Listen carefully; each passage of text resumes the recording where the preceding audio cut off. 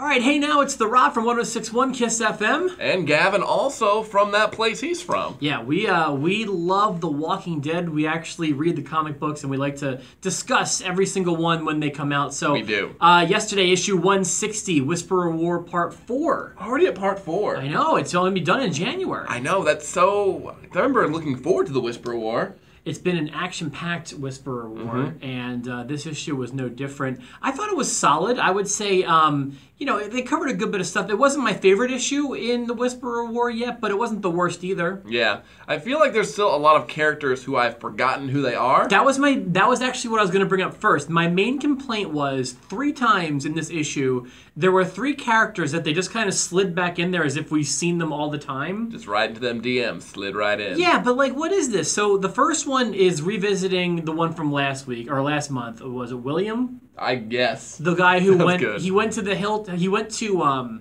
Kingdom? Hilltop? He went from Alexandria to the Sanctuary. Okay. And was trying to get men to help with the Whisperer War, but they denied him and took his horse. And then the woman, who I'm not sure if she's telling the truth or not, rode back on the horse to give it to him. They denied it because she didn't have any men with him. Her. So there was him. I still have no idea what's going on. I feel like the Whisperer War is going to be make a lot more sense if you read them all together. Well, I found that that's the easiest way to do it. I really prefer compendium style reading as opposed to issue by issue. Although I will say the pro to issue by issue is I love the letter hacks. Yeah, and we're getting to know the behind the scenes stuff. The other 2 characters that bothered me were whoever hit on, was it Dante who hit on Maggie? Yeah. I haven't seen. I don't remember what Dante's angle is right now. I think Dante came around during the time jump, I believe. Yeah, but I don't remember what his storyline is. I don't either, because here's one thing that's said about The Walking Dead: Charlie Adler's artwork is not very distinguishable. So you see a face and you don't know who that is. Yeah. There's sometimes where if it's I can't tell if it's Rick or if it's Dwight. Dwight. Yeah. Right. Exactly. And that's been a huge deal for a little bit. And even back when Glenn was in the issue, Glenn was an Asian character, and there were times when I couldn't tell who Glenn was. Absolutely right. And not only that, it's making things more complicated because now they're wearing the masks. Yeah, so now I have no idea who was infiltrating while wearing the mask. I knew Michonne was. I couldn't tell it was Michonne for a while. When she's got the zombie mask on. So there was that, and then there's the woman with the nose piercing.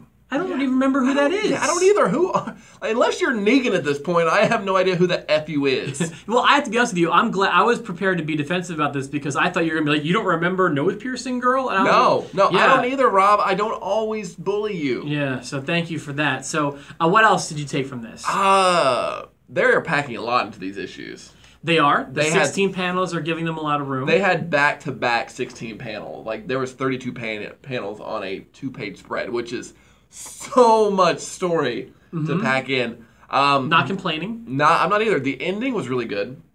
Yeah, I didn't realize how pivotal she was. You're talking about Lydia? Lydia, Carl's girlfriend.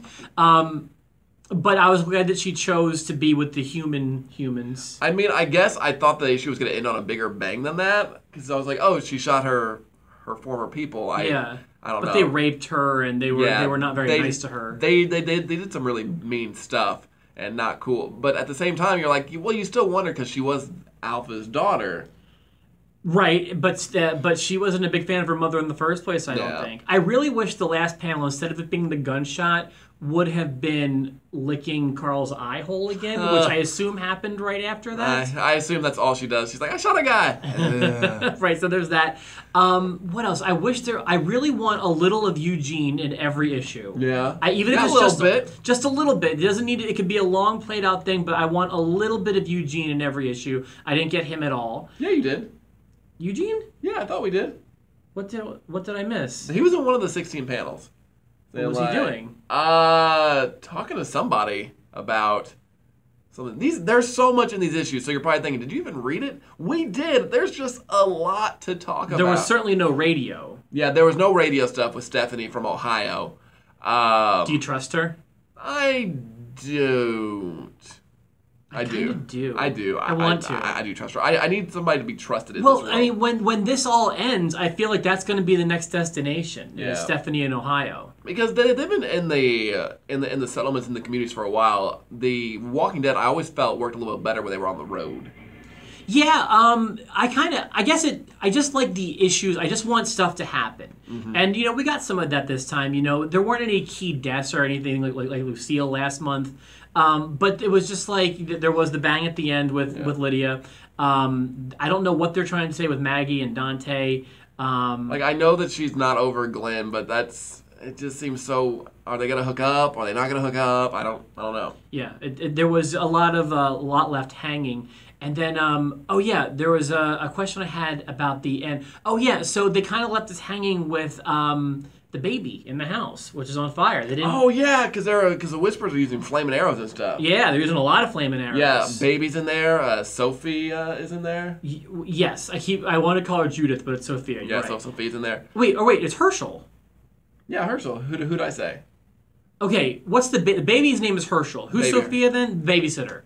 Yeah. Okay. Who Yeah. used to be Carol's daughter. Right. Sophia is the babysitter. Okay. Mm-hmm. I'm sorry. I got mixed up there for a second, but I'm with you now. Yeah. So there's stuff that's going to be resolved, and then I expect January's issue, which is part 6, to probably be the money. Yeah, be like the death issue. Or... Did Rick do anything in this issue? No, I don't think we saw Rick. He was there. I know he was there. He was overseeing someone like walking along the fence. Like that's the thing. Like they gave us some of these characters. If Eugene was in there, I missed it. Yeah. And you could easily miss, of all people, Rick. They're trying to do a whole bunch. Yeah, who's on the cover of the variant issue at least, So, real quick, you wanna talk about the debut of season 7 because we both watched it, or King Ezekiel's episode. Yeah, we can talk on that.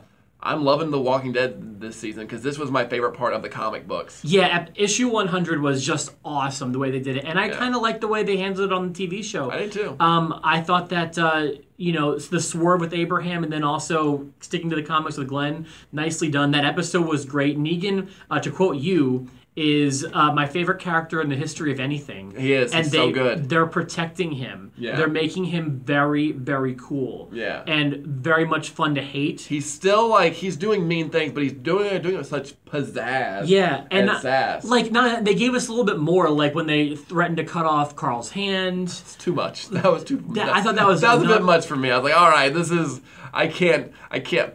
Put myself through this making Rick get his hatchet back, like that kind of stuff was unexpected, and I have a lot of optimism. And you were right before. Jeffrey Dean Morgan was a great casting choice. Well, I wasn't thrilled at first. Oh, you weren't? I wasn't thrilled at first. I thought he was too recognizable. I wanted either Ray Stevenson, who played the Punisher in the movie. Okay. He also was on Dexter. Or, I know it was a long shot, but people wanted John Hamm from Mad Men to do it. I'm kind of happy with their choice. No, Jeffrey Dean Morgan is a fantastic choice. Just when I first saw him debut as Negan, I didn't think Negan. I still thought Jeffrey Dean Morgan. But as he's getting more into it, and plus seeing the unedited version of the speech helped a lot. Being like, oh, he is Negan. And having him censored for TV isn't really hurting him. I do think it's a little bit ridiculous that you can show somebody get their eye popped out, but you can't drop an F-bomb on TV. It's a weird world we live in. It's very weird. Also, but you know what? Still not allowed. When we were growing up, you couldn't even come close to using an S-word on TV, and you can do that all the time now. Yeah. So there was that. By the way, I think that scene, that cliffhanger scene that they had us waiting for months, probably my favorite scene in the history of the show. You're right. Yeah, and I will admit that you were right. I didn't love the cliffhanger at first because I'm an instant gratification guy. Mm-hmm. I need to know. I still think they could have done it where they killed one person and then made you wait to see who else did it. Wouldn't have worked that way. I know in hindsight, but waiting, I just thought it was going to get leaked. That was my. But they protected this very well. They found a way to make it our generations who shot JR. Mm-hmm. And so there was that. And then I also want to mention that I felt like, now you disagree with me, but I felt like we really got to know Ezekiel through the TV show. We did. In my opinion, just the one episode last week was more... I feel like I got to know Ezekiel more from that episode than from all the books put together, personally. And see, I don't agree with that because I feel like they just did it word for word from the book.